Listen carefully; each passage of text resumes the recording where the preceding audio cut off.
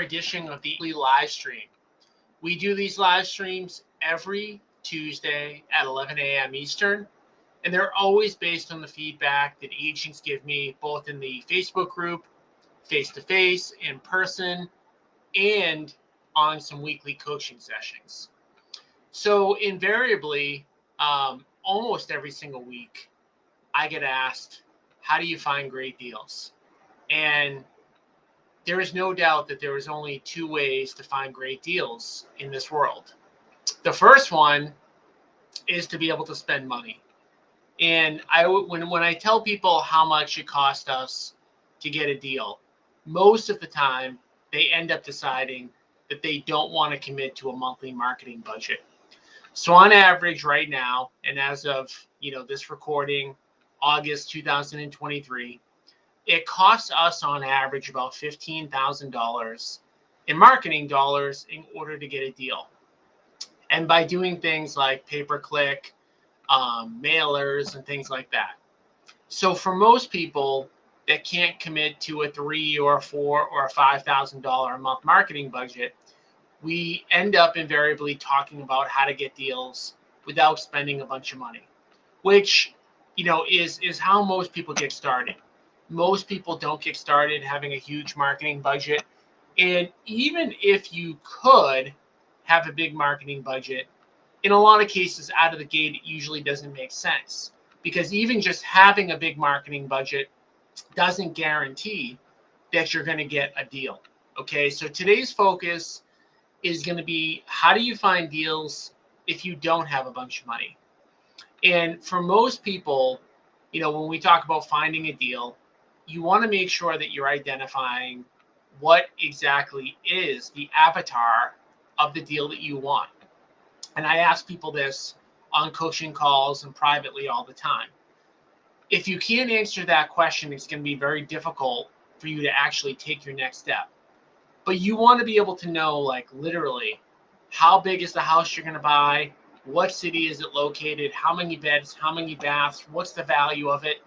And then start going specifically after that type of deal. Okay, so let's assume that you do know at this point exactly what that deal looks like, because that's not going to be the topic today. Today, we're going to talk about how do you actually find those deals without having a marketing budget, and how do you do it consistently so that you hit your goals. And so today I'm going to talk about the ways to find deals without spending a bunch of money that are most common. And this is going to cover pretty much how 99% of people define deals, find them. But before I do that, I just do want to talk really quickly about the multiple listing service and about why I always preach that deals need to be off market. I've been talking about this for over 10 years, and no matter what I say, there's always going to be somebody each and every week that talks about getting deals on the multiple listing service. And I want to be very clear with what my position is before anybody really takes action on this. So the reason I don't like the multiple listing service isn't because it's actually 100% impossible to get a deal on the MLS. It's that it is hard to be consistently good at getting deals. There's a difference between getting a deal once in a while versus consistently getting deals on a week-to-week basis. In my company, on average, we buy 2 to 3 properties per week. I know what I need to do to get off-market deals, to get seller appointments, to then generate off-market deals each and every week. If I were to go and try to get properties on the MLS, my numbers would be very, very inconsistent. So the reason I don't like the MLS is because it's very, very hard, and it's hard to be, consistent with getting a certain amount of deal flow. And then by definition, you're competing with just a much larger segment of people. Because once that button is clicked, once it hits the MLS, once the thing syndicates to every website that's out there, anybody who's anybody could look at a property and put an offering on it. Whereas if the property is off market, the amount of people that are actually going to meet with that seller, talk to that seller, is probably literally 1% or less of the amount of people who are going to look at a deal once it hits the multiple listing service. So if you're out there and you're out there bidding on homes that are on the multiple listing service, the amount of competition that you have go way up. And again, to be, a successful business person, where are you better competing? Are you better competing for a listing or a buyer consult when you have 30 or 40 people also competing against you? Or are you better off competing with when you have maybe one or potentially even 0 people to compete against? And I think the answer is very clear. Now, I just wanted to say that little piece about the multiple listing service only because I do get people, when I say you can't get deals on the MLS, somebody will reach out to me once a month and say, hey, Tom, look, you're wrong. I did get a deal on the MLS. And I'll always say, you could maybe sometimes sporadically get a deal on the MLS, but I don't like to build my business on maybe, sometimes sporadically, I'm going to make money. So again, that's the reason why I'm a big advocate of getting deals off of the multiple listing service and going direct to seller. So today I'm going to talk about the ways that you can do that in 2023. I'm going to talk about, the pros and cons, because even when you get a deal off market, there are pros and cons to getting deals off market. And of course, no doubt, guys, this is completely live. So we've got a good amount of people that are tuned in right now. If you guys do at any point have questions, type them into the comment section. I'll address them on the fly as they kind of come in. Okay. All right, guys. So starting out, I'm going to talk about one way to get a deal off market, which is auctions. So I'm going to talk about the pros, the cons, and each way of getting these deals off market. So of course, when a seller is not paying their mortgage, they get behind on their mortgage. At some point, if the seller doesn't get caught up, if they don't do a loan modification, if they don't sell their property, that the bank's only repercussion, or that lender only repercussion, is to auction the property. And most of the times, these auctions, they're held publicly. And in my state, in Massachusetts, they're always held at the actual property. So there's a bunch of different websites that you can go on, like Town Auction as an example, Commonwealth Auction as an example. There are a ton of auction websites, and if you just put into Google auction websites in your state, they will come up. And so what ends up happening is there's going to be an auction date. And I'm going to tell you about some of the pros, some of the cons about auctions. So the first thing is, at auction properties, you're not allowed to get in before you actually make a bid on the house. Yes, that's right. You can't actually see the inside of the property that you're buying before you make a bid. Okay? So you have to do all of your homework ahead of time. And it's going to tell you on the website, hey, the auction is Tuesday at 10 o'clock. You're going to show up to that auction. And you're also going to have to be willing to give a non-refundable deposit. Okay, they're typically $5,000 in Mass, New Hampshire, and Rhode Island. They can be sometimes $10,000. They can sometimes be more than that. But just know that if you come and you bring that check and you bid on that property, if you do not follow through, if you do not end up buying that property and you win that bid, you're going to lose that deposit.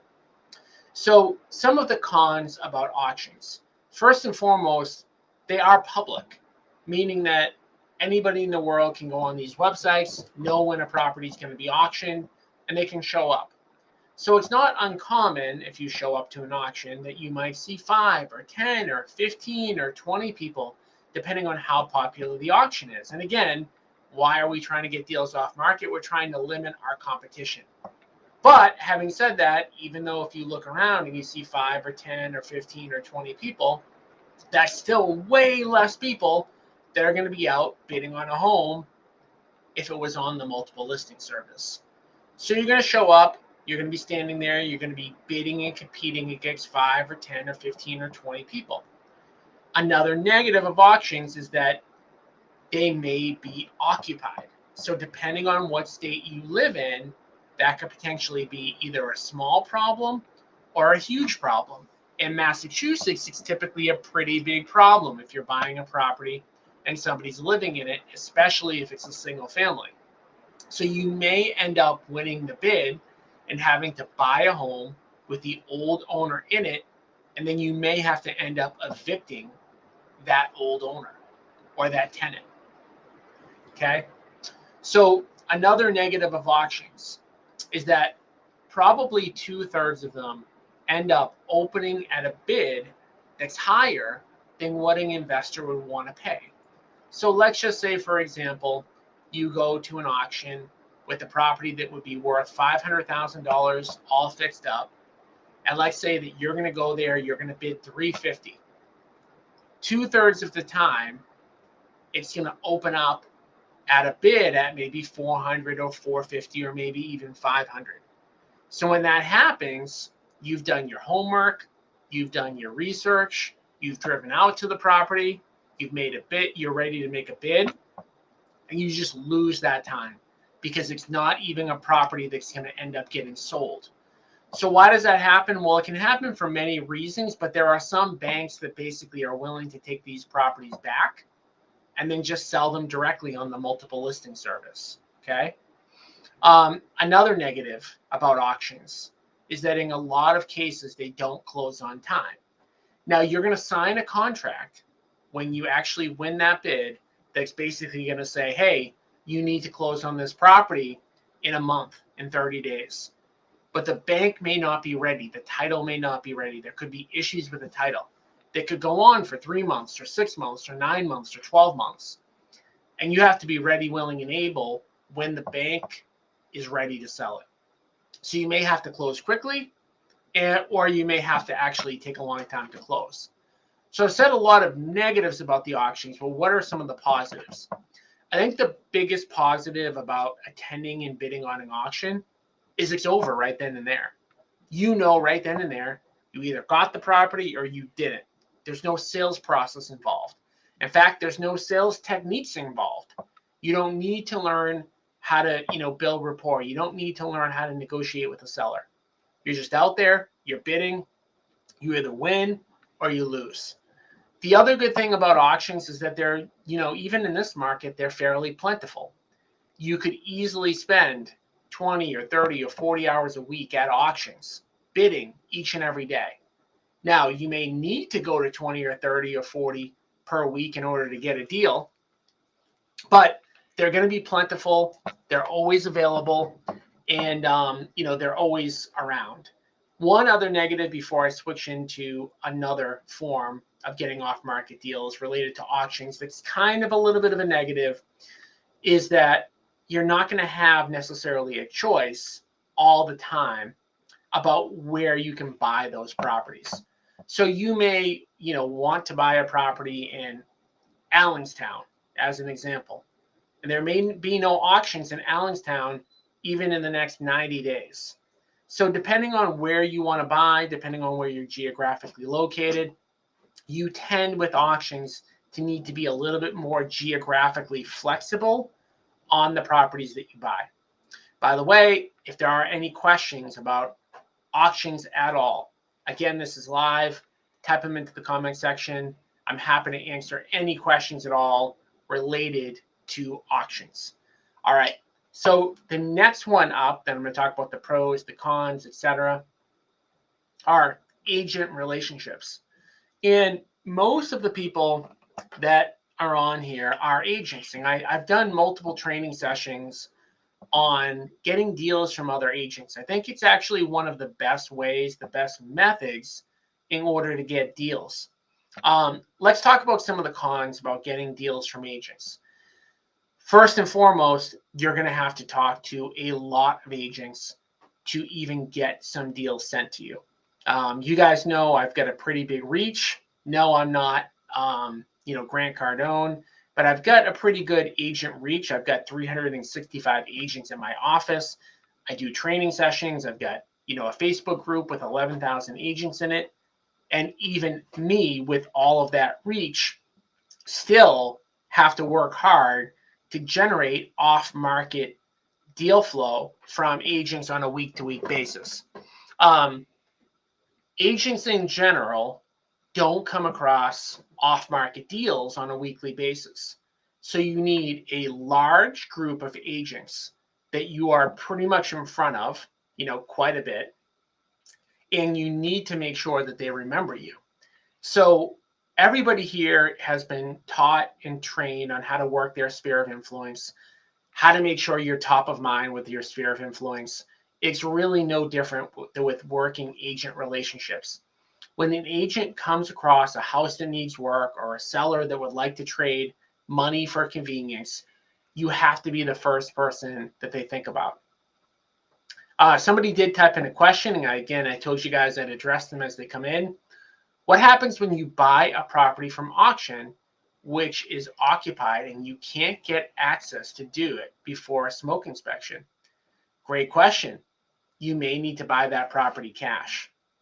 So in order to get a smoke inspection, typically it's required if you're going to finance that deal, but it's not required if you're going to buy the property cash.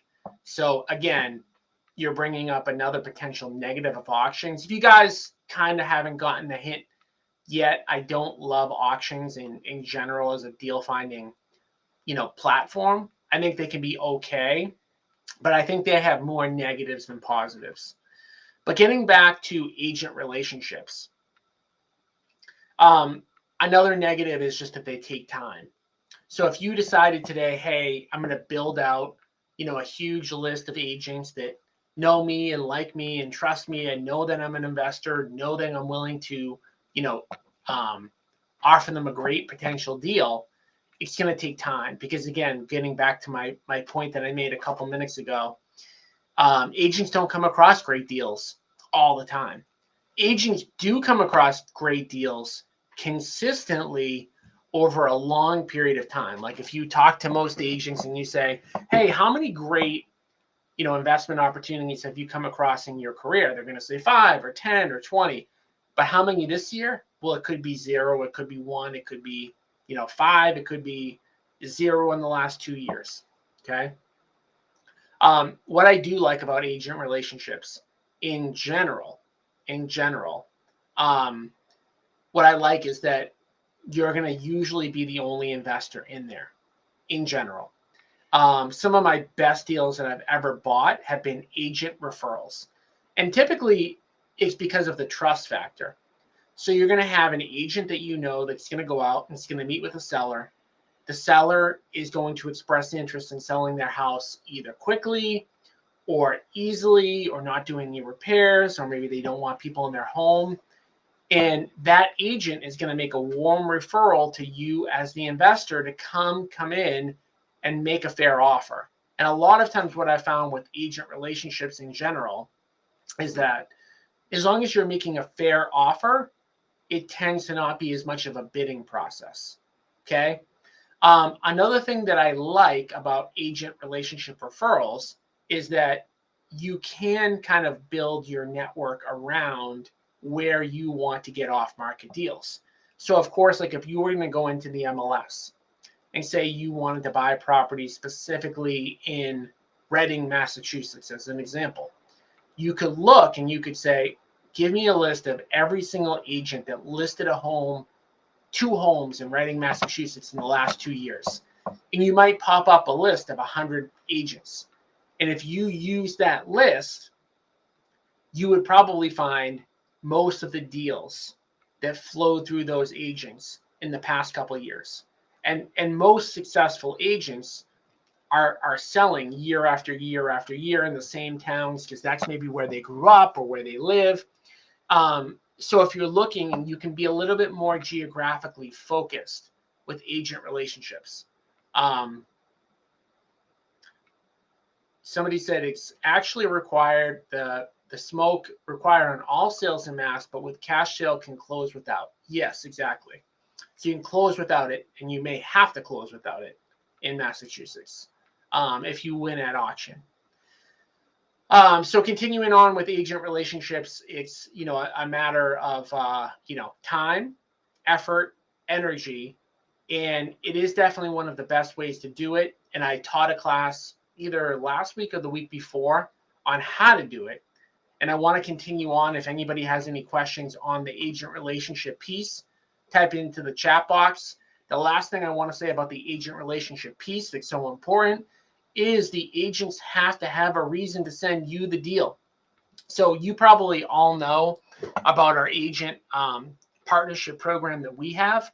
So with my company, I make it really attractive for an agent to send me a deal. And the way that it works for us, not saying that you have to copy us, but you could, potentially do it like us if you wanted to, is that the way that we do it is if an agent sends us a deal, we will buy the property, put up our money, do the renovation, and then split the profit 50-50. So when an agent finds an off-market deal that we could potentially flip, they will make half of whatever we make, which on average is $60,000. So in terms of people remembering you, it has to be something to me that stands out. Almost everybody in the world, almost every investor in the world will give a listing back to an agent or say, hey, I'm not going to co-broke it up front, which can sometimes be enough to get that deal. But for me, I wanted to make it so attractive that I would never be forgotten. And I also want to make it so attractive that even if they know another investor, that my offering is going to be a lot better. So again, any questions on the agent relationship thing, type them into the comment section, and I'm going to move on. All right, so let's talk next about prospecting. So when people think about finding off-market deals, most of the time what they think about is prospecting. And I'm defining prospecting as either cold calling or door knocking or cold texting. And when I think about prospecting, when I think about prospecting, I think about the fact that you can go directly after the specific type of property that you want. And that is probably the number one benefit that you have with prospecting. Meaning, for example, if you want to go after 2 families in Woburn, Massachusetts, and you cold call or cold text or door knock, you can guarantee that any lead you're going to get is going to be a 2-family in Woburn. Now compare that to auctions or compare that to agent relationships. You have not a lot of control over targeting the exact type of property that you want. The other great thing about prospecting in general, whether it's cold calling, cold texting, or door knocking, is that you're the one that's on the offensive. Meaning you can have a goal every single week to make X amount of calls, send X amount of text messages, knock X amount of doors.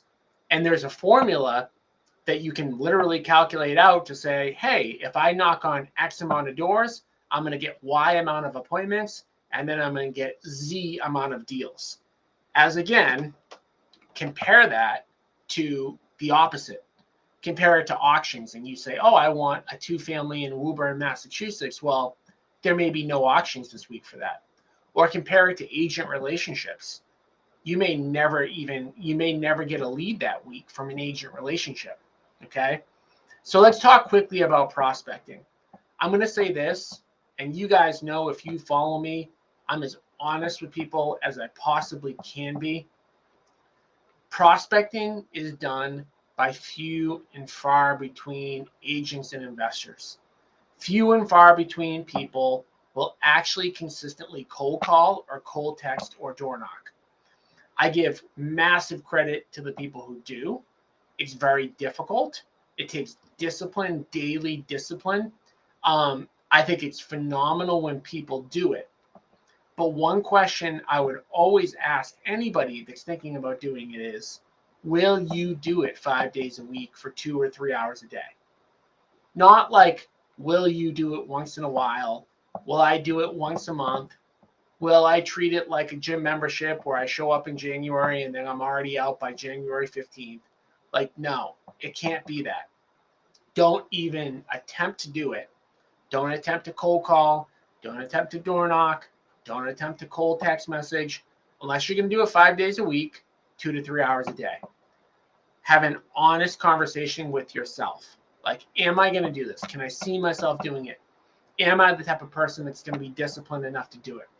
If the answer is no, cross it off your list. Because if you're not going to do it, it's not going to work. And I've actually seen more people have really bad results because they kind of hang on to the fact that they're going to do prospecting for a long period of time. I've seen people hang on to like the fact that they're going to do prospecting for 2, 3, 4, 5 years, and they're still talking about the prospecting that they're going to do someday. And then during that time, they could have spent that doing other things. They could have been going to auctions. They could have been building agent relationships. They could be doing other things. So just keep that in mind. If you say, hey, I'm going to door knock, I'm going to cold call, I'm going to cold text, whatever the prospecting method is, like, be prepared to do it every day. And if you can't get yourself to do it every day, be like, hey, I just can't do it. So in terms of the benefits we already talked about, you can get very, very detailed. You can run a list. You can say, hey, I'm only going to target this type of property with this much equity. And you can do it on a consistent basis, and you're fully in control. So there's huge positives to it. But the big negative that I already hit on is just the fact that it's hard. It's going to be the hardest out of all the things that we talked about. And it's going to be the one where some people just can't get themselves to do it. Okay. Any questions on prospecting, type into the comment section before I move on and go to SOI. So getting great deals from your sphere of influence in general is something that I believe that each and every agent should be doing. If you're already talking to friends and family and you're working your SOI and you're building your database each and every day, there is no doubt that everybody in your database should know that you're also an investor. It's interesting because I had an event 2 weeks ago and I asked a room full of 50 people. I said, hey, how many people in this room of 50 have already told their sphere of influence that they're an investor? And one person raised their hand, straight up. The second person half raised their hand. So 48 and a half people haven't even thought about telling their sphere of influence that they're an investor, that they buy properties, which is hurting them in two categories. Category number one is if you are an investor and your clients know that you're an investor, you have an opportunity to help your clients invest. So if you're any of your clients, if you have a database of 100, 200, 300 people, if you can convert any of them into buy and hold investors, into flippers, you're going to automatically generate more transactions year to year. There are agents who have their entire practice built on the fact that they help investors make money, right? So that's number one reason. Number two reason is you want to make sure that everybody in your sphere of influence knows that you're consistently out there looking for deals. And it's interesting because we go on about 100 face-to-face seller appointments a week, off market, to buy their houses for flipping. Every one of those appointments goes like this. Yeah, I'm thinking about meeting with my friend who's an agent after you, but I want to know what you can offer first. So out of all of those 100 appointments a week, each and every one, they do not think that their agent, their friend, their cousin, their college roommate has the ability to produce a cash offer, which means that every single cash offer deal that we do, we are theoretically taking that deal from an agent who, if they had the ability to give a cash offer, could have made that same offer, and that client would have rather gotten that offer from their friend. Now, why do they call us first? Well, they call us first because they want to see what a cash, no contingency, no agent fee, no brokerage fee looks like. They know when they call their agent, their friend, it's going to be 4 or 5 or 6%, but they want to see what we will pay before that. So in terms of like working your SOI, the huge benefit is that it shouldn't take you much more time than it's already taking you, right? So are you using your social media to tell your friends and your family that you're an investor? Are you weaving that into your emails or into your mailers or into your day-to-day conversations? The other huge benefit for agents is that it's going to increase the business that you do anyways. Like, it's going to make your SOI invest more, right? Because if you're investing, people in your SOI are going to say, oh, I wonder why Tom is investing. Maybe I should think about investing, or I've thought about investing. I didn't even know Tom could help me. So you're going to get more retail deals, but then you're also going to get, more investment deals as well. And you're going to get investment deals that you wouldn't have even gotten referred, because a lot of people that are in your sphere of influence don't even know that you have the ability to potentially make a cash offer. Now, you might be thinking, well, I don't have the money, or I don't have the construction expertise to make a cash offer. That's patently false. If you're working directly with us, we will not only make the offer and split the profits with you, we will also go on the appointment with you. Powerful stuff. There is nobody who's listening to this right now who doesn't have the ability to make a cash offer, because we will make it for you. We will actually calculate the offer. We will go on the appointment. We will make the offer. And if we get the deal, we'll split the profits with you 50-50. What are the negatives of SOI marketing to get off-market deals? The biggest negative, like SOI marketing for agents to get off-market deals, to me is a no-brainer. But the biggest negative, and it is a real negative, is there is only going to be so many deals that you can get on a month-to-month basis, right?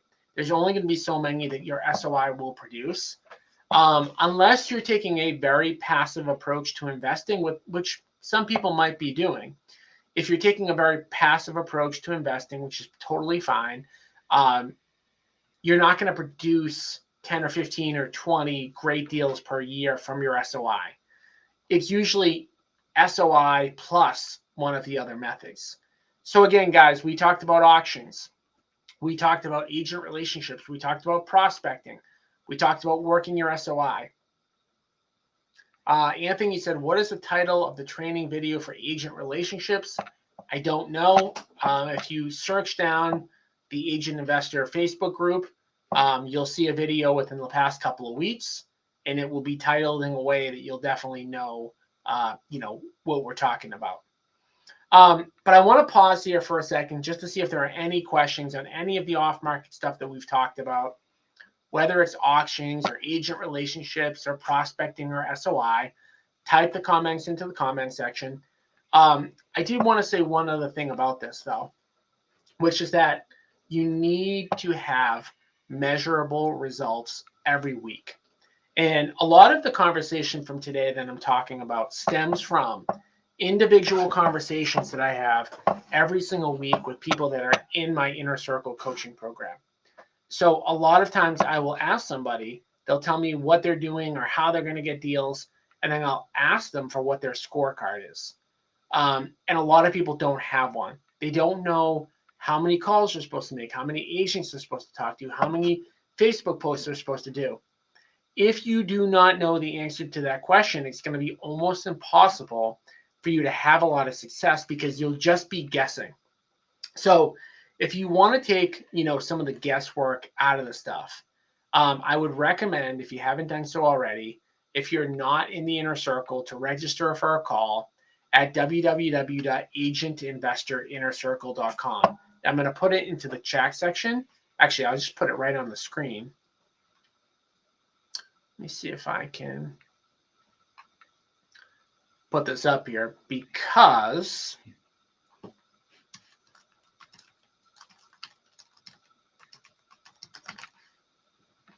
if you don't have a really good plan on what you should be doing each and every week, it's going to be hard for you to have success.